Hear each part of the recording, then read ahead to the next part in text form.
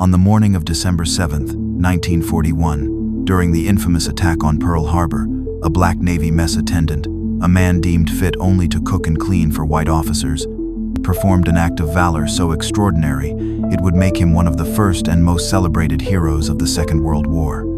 He was a symbol of a courage that transcended the racist confines of a segregated military. But his story would not end in a parade.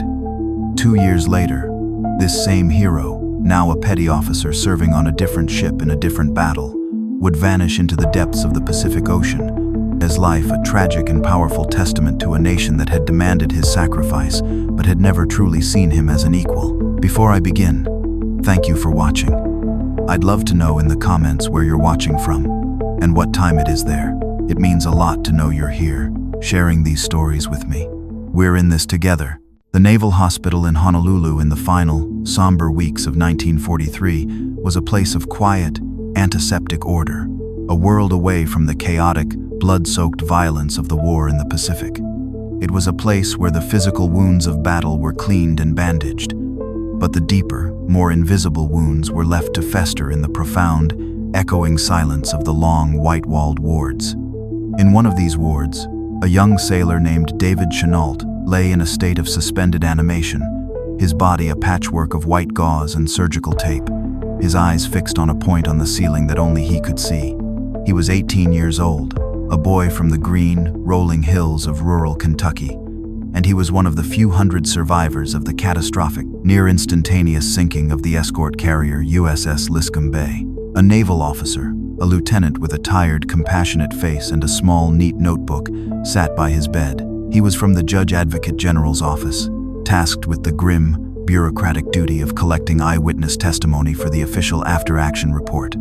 He had spoken to dozens of survivors, and their stories were a harrowing, fragmented mosaic of fire, water, and a terror that defied language. He approached the boy in the bed with a gentle, practiced patience. "Seaman Chenault," he began, his voice soft. "My name is Lieutenant Harris. I know this is difficult, but I need to ask you a few questions about what you remember of the sinking." David Chenault did not seem to hear him at first. His gaze remained fixed on the ceiling. But then, he blinked, a slow, deliberate movement, as if he were returning from a great and terrible distance. "I remember the noise," he whispered, his voice a dry, cracked rasp. "And then, the light."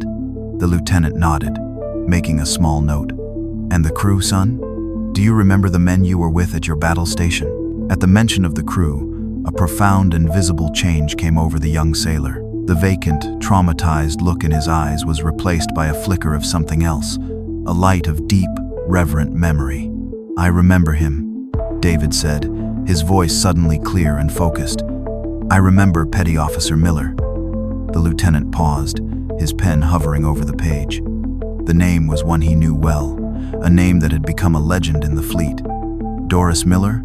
he asked, a new level of interest in his voice. "He was at your station?" "He was our station chief," David said, a note of quiet, unshakable pride in his voice. "He was the calmest man I ever knew." The lieutenant, sensing that he was on the verge of a story that went beyond the simple, brutal facts of the ship's destruction, closed his notebook. This was no longer just about the after-action report. This was about history. "Tell me about him, son," he said, his voice gentle. "Tell me everything you remember about Dory Miller." And as the quiet, sterile routine of the hospital ward hummed around them, the young, wounded sailor from Kentucky began to speak. He began to tell the story of the quiet, humble hero from Waco, Texas, a man the Navy had tried to make a servant, who became a legend through his own innate courage, and who had, in his final, unrecorded moments, died a leader.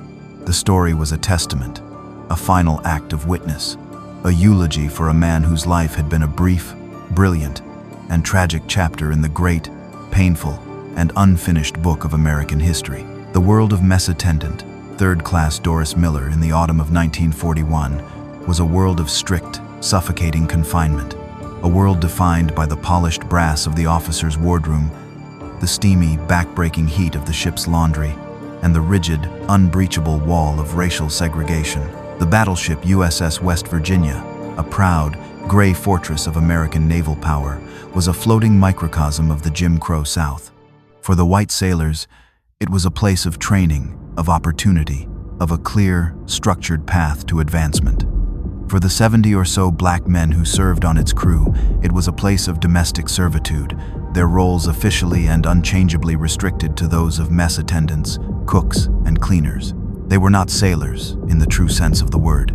They were servants in uniform. Dory Miller, at 22, was a man who seemed to be physically at odds with the confined, subservient nature of his role. He was a giant of a man, 6 feet 3 inches tall, and over 200 pounds of solid, powerful muscle, the product of a youth spent working on his father's cotton farm and playing fullback on the football team of his Waco, Texas, high school. He was a man who could, and often did, outbox the ship's heavyweight champion in their informal, below-deck sparring sessions. But his physical power was matched by a deep, almost unnerving quietness. He was a man of few words, his nature humble, observant, and possessed of a calm, steady dignity that seemed to be impervious to the daily, grinding humiliations of his station. His closest, and perhaps only, real friend on the ship was another mess attendant, a fast-talking, sharp-witted man from Harlem named William Jackson, a man everyone called Sonny.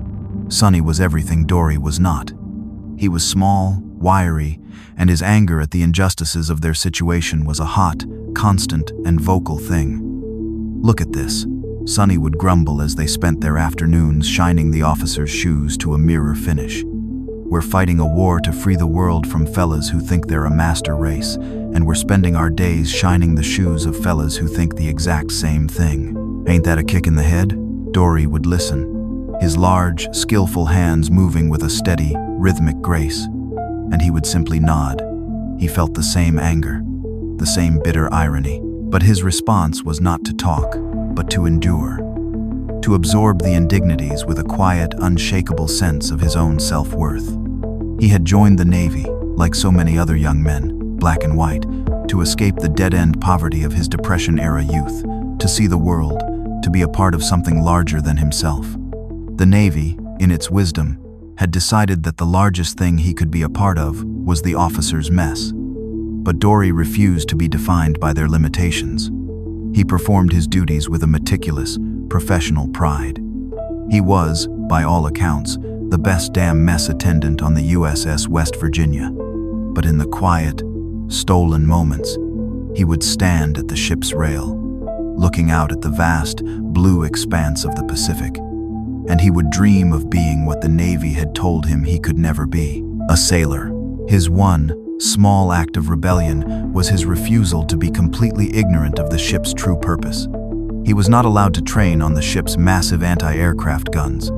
He was not allowed to learn the mechanics of the engine room or the complex art of navigation. But he watched. He observed. He listened. He had a sharp, retentive mind, and he absorbed the details of the ship's life with a quiet, focused intensity. He knew the different alarms, the different commands, the rhythm of the ship as it prepared for battle drills. He knew, in theory, how the .50 caliber Browning machine guns worked, having watched the gunners' mates break them down and clean them dozens of times.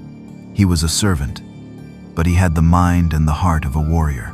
On the morning of Saturday, December 6, 1941, Dory and Sonny were on duty, serving breakfast to the ship's junior officers in their wardroom. The ship was moored in the calm, placid waters of Pearl Harbor, a place of breathtaking, tropical beauty.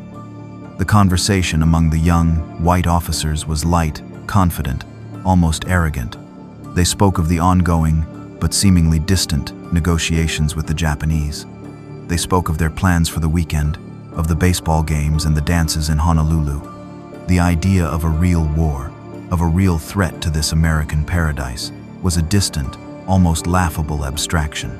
Dory moved among them, a silent, invisible giant, refilling their coffee cups, clearing their plates. He listened to their easy, confident talk, and he felt a faint, inexplicable sense of unease. He looked out the porthole at the neat, orderly rows of battleships, at the calm, sun-dappled water of the harbor. The world seemed peaceful, safe, and eternal. But Dory Miller, the quiet sharecropper's son from Waco, Texas, had spent his life learning to read the subtle, unspoken signs of a coming storm. And as he stood in the polished, orderly world of the officers' mess, he felt a storm was coming. The morning of Sunday, December 7th, 1941, dawned with a postcard-perfect Hawaiian splendor. The sky was a high, brilliant, cloudless blue, and the sun cast a glittering, diamond-like sheen on the calm, turquoise waters of Pearl Harbor. For the sailors of the U.S. Pacific Fleet, it was a morning for sleeping in, for writing letters home, for the slow, easy rhythms of a peacetime Sunday.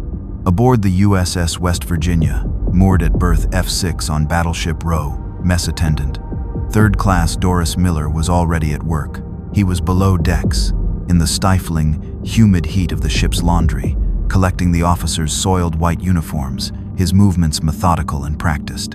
The gentle, rhythmic hum of the ship's generators was the only sound, a peaceful, mechanical heartbeat. At 7:55 a.m., the world tore itself apart.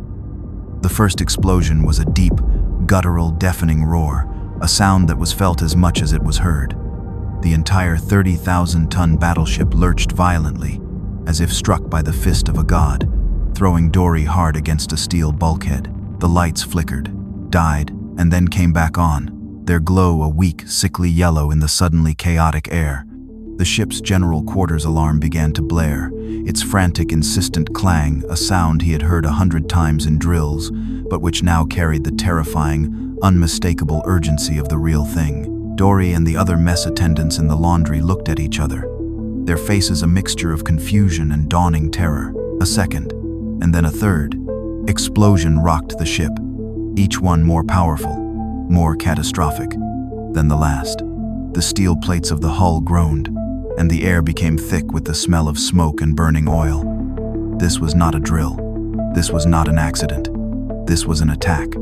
Their battle station, as mess attendants, was an ammunition magazine for one of the ship's 5-inch anti-aircraft batteries. They began to move, their training taking over, pushing through the dark, smoke-filled corridors of the rapidly listing ship. The normal, orderly world of the battleship had become a hellish, disorienting labyrinth of buckled passageways, screaming men, and the constant, terrifying thunder of explosions. They were sailors in the United States Navy, but they had never been trained for this. Their training consisted of how to properly set a table, how to press a uniform, how to serve a meal. They had been deemed unfit to learn the arts of war. But in the heart of the raging, chaotic battle, their innate courage, their discipline, and their loyalty to their shipmates took over. Dory, with his immense size and his preternatural calm, became a leader. He pushed open jammed hatches. He guided frightened, disoriented sailors through the smoke, his deep, steady voice a calming anchor in the storm of panic. He and his friend Sonny Jackson finally made it to the location of their battle station, a magazine located amidships on the second deck. But their station was gone. The entire section of the ship had been obliterated by a direct bomb hit. The steel walls peeled back like the skin of a fruit. The air filled with a raging, oily fire. They were sailors without a station, men without a purpose in the heart of the fight. At that moment, a young, wild-eyed officer, his face black with soot, stumbled upon them. You, he shouted at Dory, his voice hoarse with smoke and adrenaline. I need you on the bridge. We're moving the wounded. The bridge of a battleship is its brain, its nerve center. And the brain of the USS West Virginia was a scene of apocalyptic devastation. Dory emerged from the smoky confines of the ship's interior and into the blinding, terrible light of the open sky. The air was filled with the roar of airplane engines, the chatter of machine guns, and the constant, deafening crump of exploding bombs. The sky was black with smoke and swarming with Japanese planes, their red meatball insignia a terrifying, unmistakable sight. He saw the USS Arizona, moored just behind them, lift out of the water in a single, massive, cataclysmic explosion.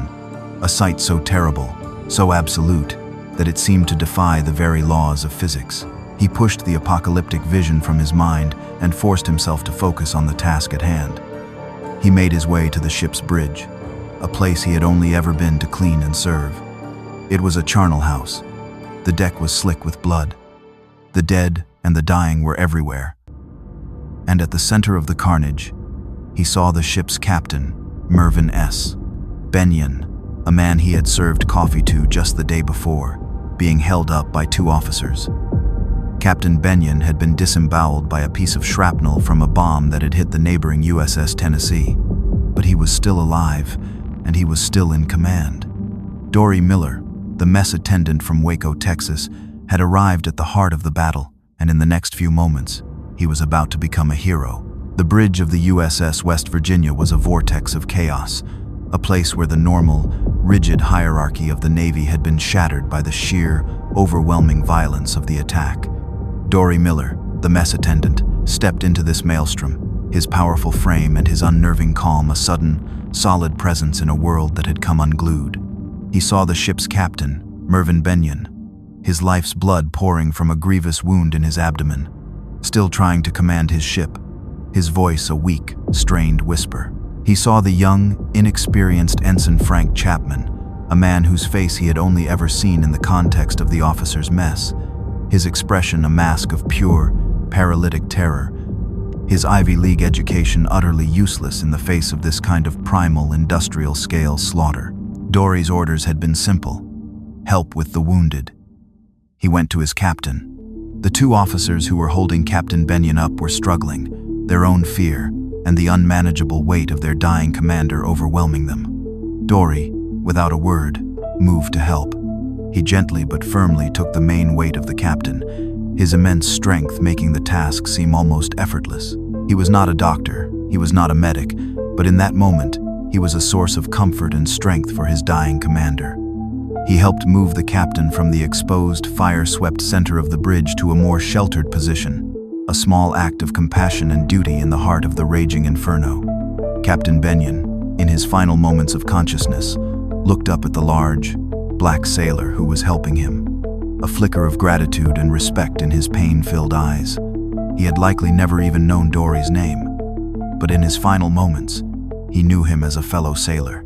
Ensign Chapman watched this happen, and in his fear-addled mind, something shifted. He had been trained to see men like Dory Miller as a different species, a lower caste of being, a servant, but the man he was watching now was not a servant. He was a pillar of calm, courageous strength, a man who was acting with a level of grace and courage under fire that Chapman, the officer, the gentleman, could not begin to muster. The neat, orderly world of his prejudices was being blown apart, just as the fleet around him was being blown apart. With the captain moved, Dory's orders were complete. But he was not done. He was a man without a battle station, but he was not a man without a purpose. He saw the dead and the wounded all around him. He became a one-man rescue squad. He began carrying the wounded, one by one, from the exposed bridge to the relative safety of a first aid station that had been set up below. He moved with a steady, unhurried pace, seemingly oblivious to the bullets that were snapping through the air around him, to the bombs that were still raining down on the ships of Battleship Row. He was a man possessed, not by a frantic, adrenaline-fueled panic, but by a deep, profound, and almost supernatural calm. And then, he saw the gun. It was a .50 caliber Browning anti-aircraft machine gun mounted on a swivel on the wing of the bridge. Its gunner was dead, slumped over the weapon, his body riddled with shrapnel. The gun was unmanned, its deadly potential silent and unused in the heart of the battle. Dory Miller had never been trained to fire a .50 caliber machine gun. The Navy, in its infinite racist wisdom, had deemed him, and all other black sailors, unworthy of such training. To allow a black man to learn the art of combat, to learn how to operate a weapon of war, was to acknowledge that he was a man, a citizen, a warrior, and that was a step the segregated military of 1941 was not willing to take. But Dory Miller had been a hunter back in Texas. He had grown up with a rifle in his hands. He understood the basic principles of a firearm, the simple, deadly geometry of leading a target. He looked at the swarming Japanese planes, at the carnage around him, at the silent, unmanned gun. And in that moment, he made a decision. He was not a mess attendant. He was not a servant. He was a sailor on a ship that was under attack, and he was going to fight. He gently moved the body of the dead gunner aside. He stepped behind the big, powerful weapon. He gripped its handles. He had watched the gunner's mates do this 100 times. He knew how it worked. He chambered around. He looked up at the sky, at the swooping, diving Japanese Zeros. He drew a bead on one of them, and he opened fire. The roar of the .50 caliber was a deafening, beautiful, and liberating sound. It was the sound of a man breaking his chains. It was the sound of Dory Miller, the mess attendant, finally, truly, becoming a sailor. The roar of the .50 caliber Browning was a sound of pure, unadulterated defiance. For Dory Miller, it was the sound of his own liberation, a deafening, concussive roar that drowned out the whispers of prejudice and the shouts of subservience that had defined his entire naval career. He was no longer a servant. He was a gunner. He gripped the handles of the big, powerful weapon, the vibrations running up his arms, the smell of cordite sharp and clean in his nostrils. The sky was a chaotic, three-dimensional canvas of smoke, fire, and swooping, diving enemy planes. But in the heart of that chaos, Dory felt a strange, profound sense of clarity. The world, which had always been a complex, confusing, and unjust place, had suddenly become brutally, beautifully simple. There was the enemy, there was his ship, and there was the gun in his hands. Ensign Frank Chapman watched, his terror momentarily forgotten, replaced by a sense of pure, unadulterated awe. He saw this man, this mess attendant whom he had never even bothered to learn the name of, take control of the powerful weapon with an ease and a confidence that was almost shocking. Dory was not firing wildly. He was firing in short, controlled, disciplined bursts, his big body moving with the fluid, practiced grace of a man who had been born to do this. He was leading the Japanese planes like a hunter leading a flock of birds, his stream of tracer bullets a fiery, angry finger pointing into the sky. The other surviving officers on the bridge also saw it. They saw the mess attendant, the man they had ordered to serve them their meals and shine their shoes, now single-handedly defending their ship and his gun, one of the few on the entire port side of the vessel that was still in action. The neat, rigid lines of the Navy's racial hierarchy, the lines that had defined their entire world, were dissolving in the heat of the battle. They were not seeing a black man, they were seeing a gunner, a sailor, a hero. Dory's mind was a place of pure, focused calm. He was not thinking about history, or prejudice, or the bitter irony of his situation. He was thinking only of the targets. He saw a Japanese Zero begin its strafing run, its nose pointed directly at the bridge of the West Virginia. He swung the big gun around, the movement smooth and intuitive. He fired. He saw his tracers stitch a line across the plane's fuselage. He saw a puff of black smoke blossom from its engine. And he saw the plane, its flight suddenly erratic, falter, and then plunge into the oil-slicked waters of the harbor.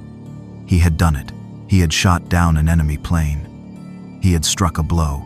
He kept firing. He kept fighting. He emptied one ammunition box, and then another, his shipmates, both black and white, now working together to keep him supplied. He fought until the gun fell silent, its ammunition finally expended.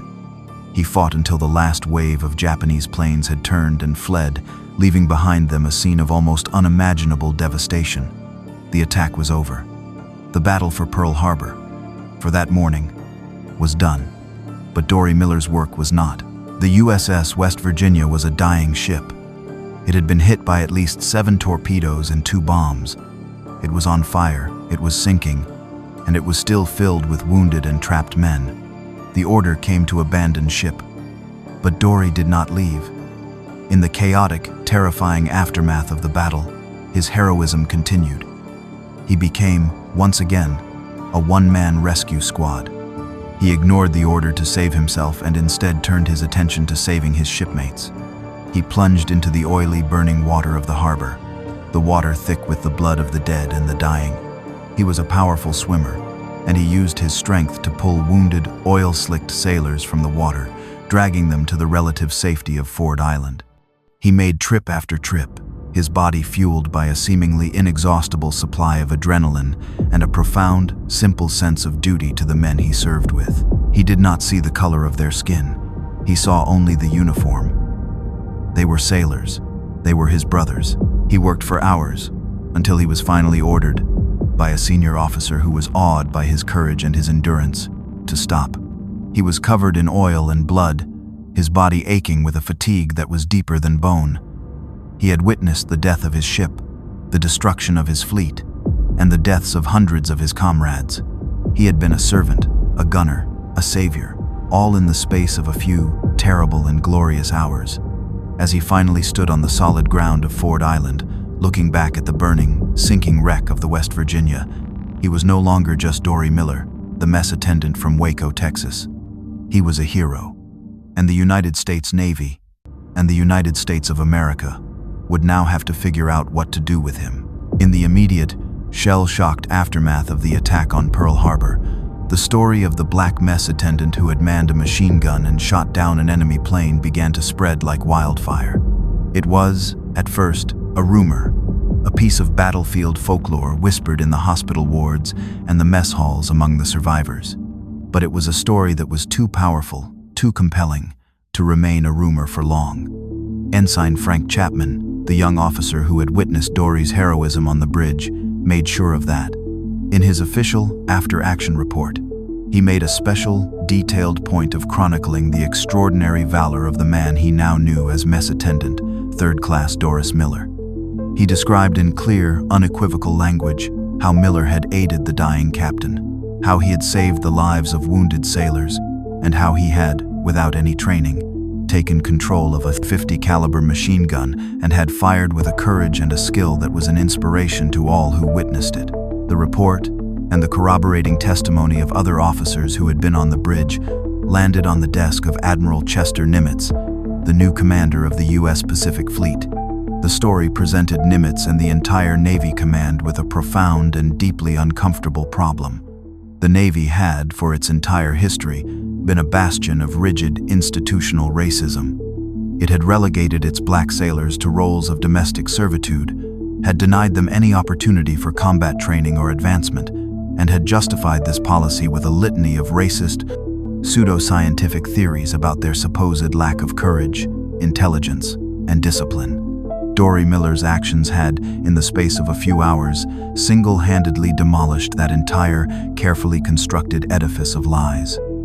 He was a hero, by any definition of the word, but he was a black hero, and the Navy had no idea what to do with him. The initial instinct of the Navy's public relations machine was to suppress the story. They were in the business of creating heroes who fit a specific, pre-approved mold, clean-cut, square-jawed, and above all, white. A black mess attendant from the segregated South did not fit that mold. The first, sanitized accounts of the attack that were released to the American public made no mention of him. But the truth had too many witnesses. The story was picked up by the black press, newspapers like the Pittsburgh Courier, which had been fighting for years for the right of black men to serve in combat roles. The Courier launched a relentless nationwide campaign, championing the cause of the unnamed Negro messman, who had become a symbol of the courage and the patriotism that the white establishment refused to acknowledge. The campaign was a sensation. The story of the anonymous hero captured the imagination of Black America, and it became a powerful rallying cry for the Double V campaign. Victory against fascism abroad, and victory against racism at home. Faced with a growing public relations nightmare and immense pressure from civil rights organizations and the black press, the Navy was finally forced to act. In March of 1942, they officially released his name, Doris Miller. The quiet, humble mess attendant from Waco, Texas, was suddenly one of the most famous men in America. The Navy, reluctantly, began the process of officially recognizing his heroism. But even in this, their prejudice was evident. The initial recommendation was for a simple letter of commendation. It was an insult, a clear attempt to minimize his actions, and the black press and its allies in Washington erupted in a storm of protest. They demanded that he receive what any white sailor who had performed such acts of valor would have received, one of the nation's highest military honors. The political pressure became too great to ignore. On May 27, 1942, on the deck of the aircraft carrier USS Enterprise, Admiral Nimitz, in a ceremony that was heavy with a sense of historical significance, pinned the Navy Cross on the chest of Dory Miller. It was the Navy's second highest award for valor, a medal second only to the Medal of Honor. Dory Miller was the first Black American to ever receive the award. He stood on the deck of the carrier, a giant of a man, his face a mask of quiet, humble dignity, as the admiral praised his distinguished devotion to duty, extraordinary courage and disregard for his own personal safety. It was a moment of immense, groundbreaking triumph, but it was a triumph that was incomplete. Dory Miller had been recognized as a hero, but he was still a mess attendant. The Navy had given him a medal, but it had not given him what he truly wanted: the right to fight as an equal, the right to be a sailor. He was a symbol, a reluctant hero, a man trapped between the gratitude of a nation and the stubborn, unyielding prejudice of the institution he served.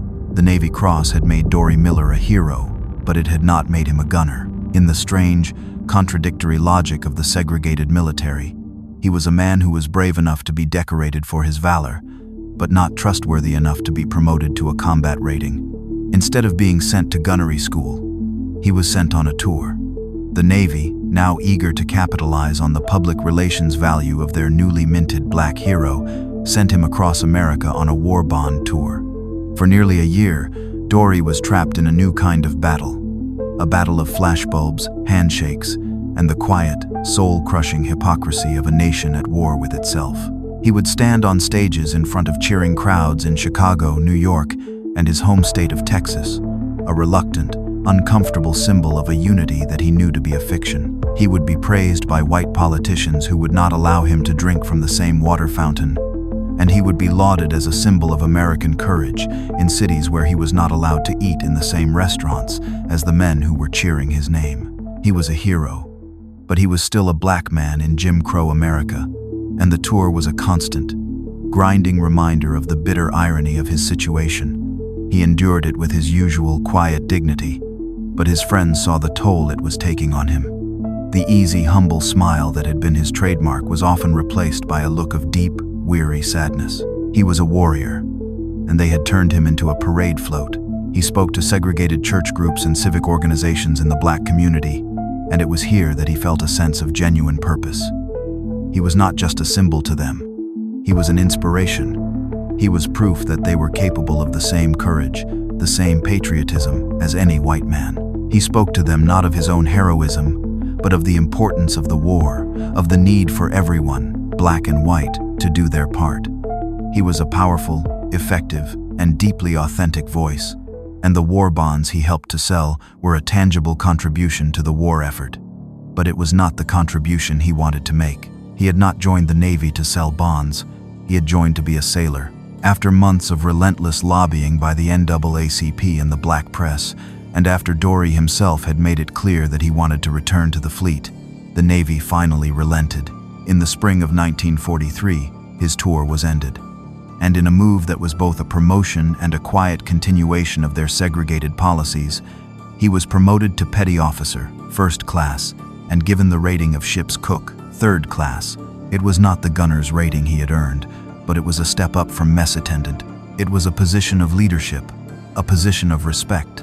And most importantly, it was a ticket back to the war. He was assigned to a newly commissioned escort carrier, the USS Liscome Bay. These jeep carriers were the workhorses of the Pacific Fleet. Small, versatile ships that were vital to the island-hopping campaign against the Japanese. When Dory reported for duty, he was no longer an anonymous servant. He was a legend. The young sailors on the ship, both black and white, knew his story. They had seen his picture in the newspapers, had heard his name on the radio. They looked at him with a sense of awe and reverence. He was a hero, a man who had been in the crucible of Pearl Harbor and had emerged a giant. He took on his new role with the same quiet, professional dedication he had brought to all of his duties. He was not just a cook. He was a leader. He mentored the younger black sailors, the new generation of mess attendants, teaching them how to navigate the complex, often hostile world of a Navy warship. And he earned the quiet, grudging respect of the white sailors, not through his fame, but through his competence, his calm, and his unshakable dignity. He was a steadying presence on a ship filled with young, frightened men who were about to sail into the heart of the brutal, bloody war in the Pacific. His battle station on the Liscome Bay was, in a final, fitting irony, the ship's main anti-aircraft gun battery. The Navy, while still unwilling to officially grant him a gunner's rating, could not deny the reality of his experience. He was placed in charge of one of the ammunition handling crews for the 5-inch guns. It was his job to ensure that the guns that protected the ship from air attack were always supplied with shells. He was not the man pulling the trigger, but he was a vital part of the ship's defense. He was, finally, in his own way, a gunner. As the USS Liscome Bay steamed out of San Diego and headed west, towards the Gilbert Islands and the next major battle of the Pacific War, Petty Officer Dory Miller was finally where he wanted to be. He was no longer a symbol. He was a sailor, on his way back to the fight. The invasion of the Gilbert Islands in November of 1943, an operation codenamed Galvanic, was the first major step in the American Navy's island-hopping campaign across the Central Pacific. The USS Liscome Bay, with Petty Officer Dory Miller aboard, was at the very heart of the action. As an escort carrier, its primary mission was to provide air support for the marine landings on the heavily fortified islands of Tarawa and Makin. For the young, inexperienced crew of the Liscome Bay, it was their baptism by fire, a sudden, violent immersion into the brutal realities of naval warfare. The ship's general quarters alarm, the same frantic, clanging bell that had signaled the beginning of the end for the USS West Virginia, now became a regular, almost daily, part of their lives. The Japanese response to the invasion was fierce, and the skies above the American fleet were often filled with enemy bombers and torpedo planes. During these attacks, the ship would come alive with a furious, controlled chaos. And at the center of the ship's defense, in the noisy, crowded confines of the 5-inch gun battery, Dory Miller was a pillar of calm, steady competence. He was the leader of an ammunition handling crew, a team of young, mostly terrified sailors whose job it was to move the heavy, 50-pound artillery shells from the ship's magazine to the guns. It was back-breaking, dangerous work, performed in the deafening, concussive roar of the guns, with the entire ship shuddering from the impact of near misses. But Dory moved through the chaos with the same unhurried, focused grace he had shown on the bridge at Pearl Harbor. He was no longer the one firing the gun, but his leadership was just as crucial. He was a mentor to the young sailors under his command, particularly to the 18-year-old seaman David Chenault, the boy from Kentucky who looked at him with a kind of hero-worshipping awe. David had grown up hearing the stories of Dory Miller on the radio, and to be serving alongside his hero was both a thrill and a constant, humbling lesson in the nature of courage. He saw how Dory never raised his voice, how he could calm a panicked sailor with a quiet word and a steadying hand on the shoulder. He saw how Dory moved with a physical confidence that seemed to make the heavy artillery shells seem as light as firewood. And he saw the deep, weary sadness that was sometimes visible in the hero's eyes in the quiet moments between the battles. The look of a man who had seen too much, and who knew that the worst was likely yet to come. During one particularly fierce air attack, a Japanese bomber managed to get through the fleet's defensive screen and dropped a stick of bombs that straddled the Liscome Bay. The explosions were terrifyingly close, the concussions so powerful they lifted the small carrier partly out of the water. David Chenault, who was in the middle of passing a shell to the gun crew, was frozen in a state of pure, primal terror. He dropped the heavy shell, which clanged harmlessly to the steel deck. His hands were shaking uncontrollably. He was about to break. Dory, who was standing right beside him, did not shout at him. He simply placed his large, powerful hand on the back of David's neck. "It's all right, son," he said, his deep voice a calming rumble that was somehow audible even over the roar of the guns.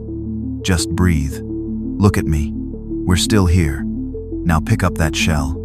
The gunners are waiting." David looked into Dory's calm, steady eyes, and in them, he found a strength that he did not know he possessed.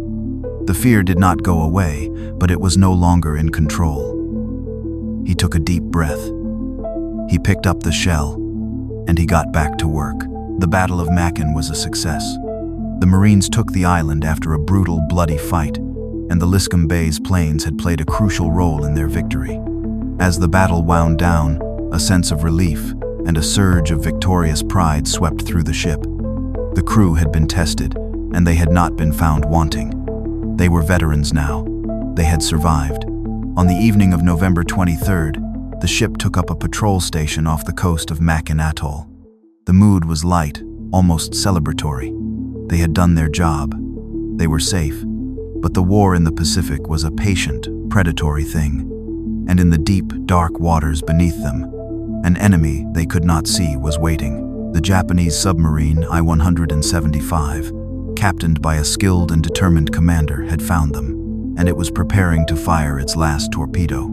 The end came with a terrifying, almost unbelievable speed. At 5:10 on the morning of November 24th, 1943, the day before Thanksgiving, the USS Liscome Bay was a living, breathing community of over 900 sailors. At 5:13, it was a raging, sinking inferno.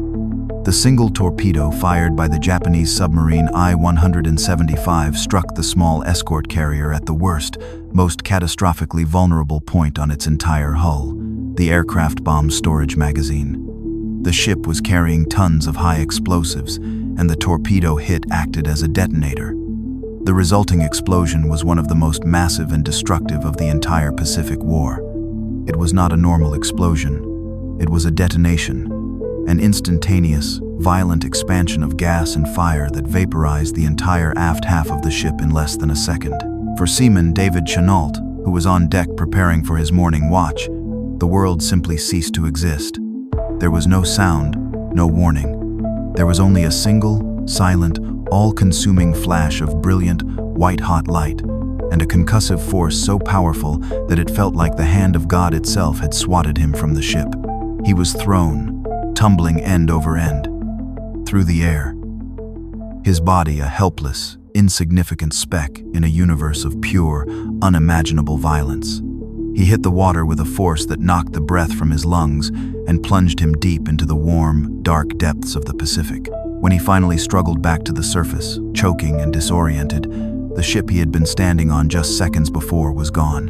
In its place was a pillar of fire and smoke, a raging, hellish pyre that reached 1,000 feet into the pre-dawn sky. The sea was a churning cauldron of burning oil, shattered debris, and the desperate, screaming cries of the dying.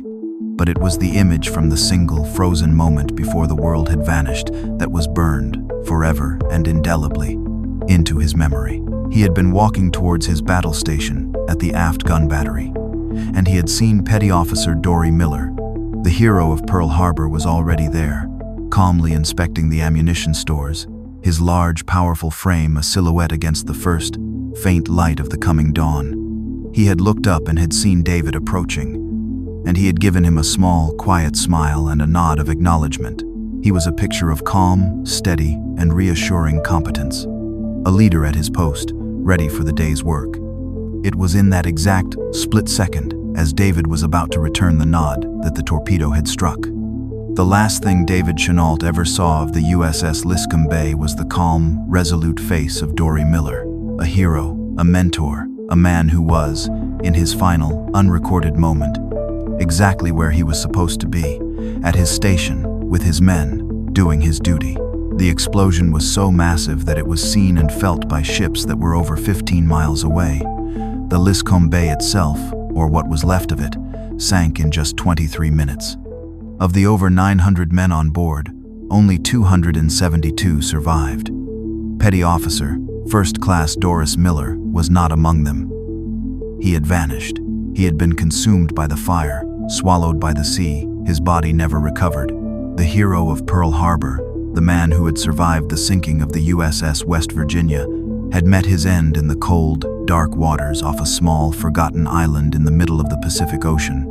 His final moments, his final acts, were a mystery, a blank page in the history of the war, a story that would have been lost forever, were it not for the traumatized, heartbroken, and deeply grateful memory of a young sailor from Kentucky. We return to the quiet, sterile ward of the Naval Hospital in Honolulu. Seaman David Chenault has finished his story. His voice, which had been clear and strong as he recounted the life and the final moments of the man he so deeply admired, has faded back into a weak, exhausted whisper. The effort of remembering, of bearing witness, has taken its toll. He is crying now, silent, racking sobs, the tears of a young man who has seen too much, who has lost too much, who has survived when so many others, so many better men, have not. The naval officer, Lieutenant Harris, is silent for a long moment. He has been a lawyer, a man of facts and figures, for his entire career. But the story he has just heard has moved him in a way that he did not think was possible. He is no longer just an investigator collecting data for a report. He is a custodian of a sacred memory. He carefully, meticulously, writes down David's final eyewitness account of Dory Miller's last moments. He ensures that the quiet, calm heroism of the man is recorded for history, that his final act was not one of panic, but of a steady, unwavering devotion to duty. David's testimony, and the testimony of the other survivors who had been mentored and inspired by Dory, ensures that his final chapter is not a blank page. The official report on the sinking of the USS Liscome Bay will make special mention of Petty Officer Miller's leadership, his calm under fire, and his profound positive influence on the morale of the crew. His story will end not with a question mark, but with a final, powerful testament to his character.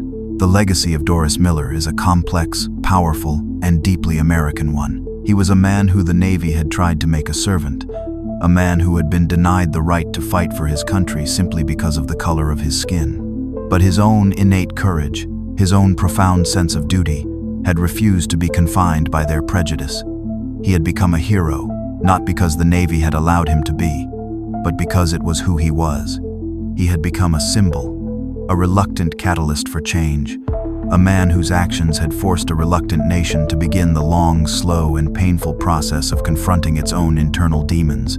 He had died a leader, a respected petty officer, a man who had earned the admiration of sailors of all races. His life was a journey from the lowest, most restricted rung of the naval ladder to a position of genuine, earned respect. He was a pioneer, a man who had kicked down a door that had been locked for centuries. The path for the black sailors who would come after him, the path to full and equal service, would be a little easier, a little clearer, because he had walked it first. His story ends in tragedy, a life cut short in the brutal, indiscriminate violence of war. But his legacy is one of enduring triumph. It is the story of a quiet, humble man from Waco, Texas, who, in the heart of a raging inferno, showed the world the true meaning of courage, and who, in doing so, became an American hero, not for a single day, but for all time.